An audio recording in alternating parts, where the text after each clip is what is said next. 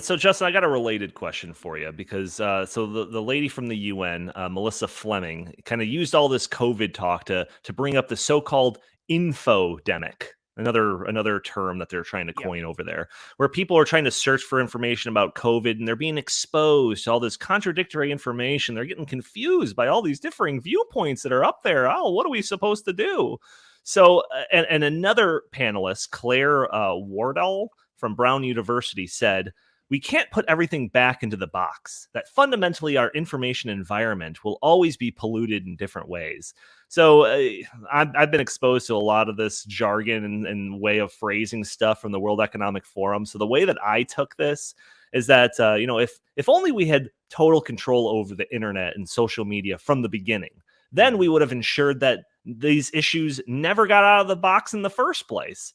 So then, and this is the part that I kind of want to bring to your attention, Justin, the moderator brings the CNN person into the discussion saying, Rachel, you have a huge portfolio at CNN, but you're in a position where CNN is both an organization that's trying to make sense of the world and trying to establish the facts. It's also part of a political war on who owns the narrative.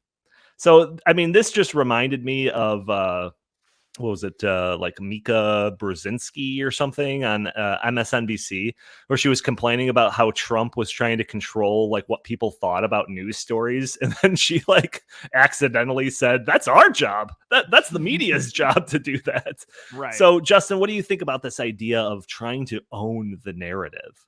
Yeah.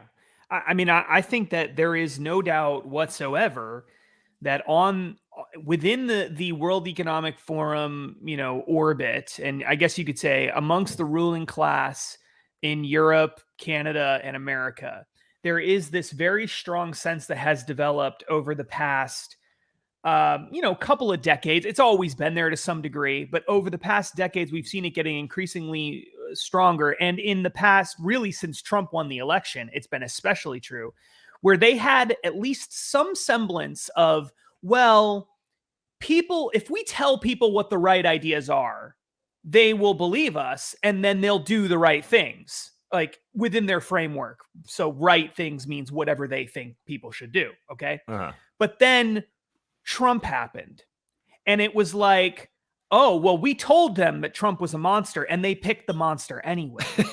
So now we have to control the narrative even more tightly because people are getting confused by the misinformation and the disinformation and the Russian, collusion and all the other sort of like boogeymen that they concocted in order to explain why Hillary Clinton lost the election, rather than just saying, she's a super unlikable person that nobody wanted and she refused to go to Wisconsin and places like that to campaign. I mean, that's the obvious, right? But they didn't want to do that. So instead, it was this elaborate problem that we have to fix by controlling what people see, because we can't trust. And this is something I've said this over and over and over again to so many people. I'll never forget it as long as I live. I went to a cocktail type party with elitist type people. Oh my God! Koch brothers shoving money in your pocket. No. These were left wing. These were not fans of the Koch brothers.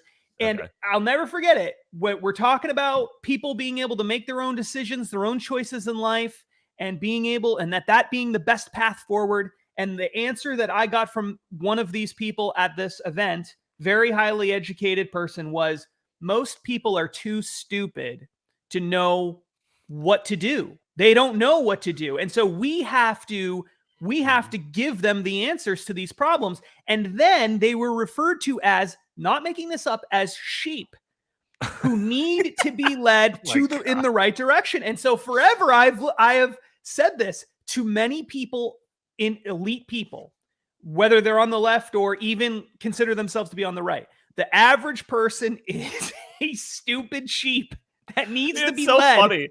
Because when you were originally going to say it, I was like, oh, that's a very like paternalistic concept. It's like, I know what's best for my kids, so I'm going to take care of them. But it's like when they're referencing it as sheep, that's even worse. It's much worse.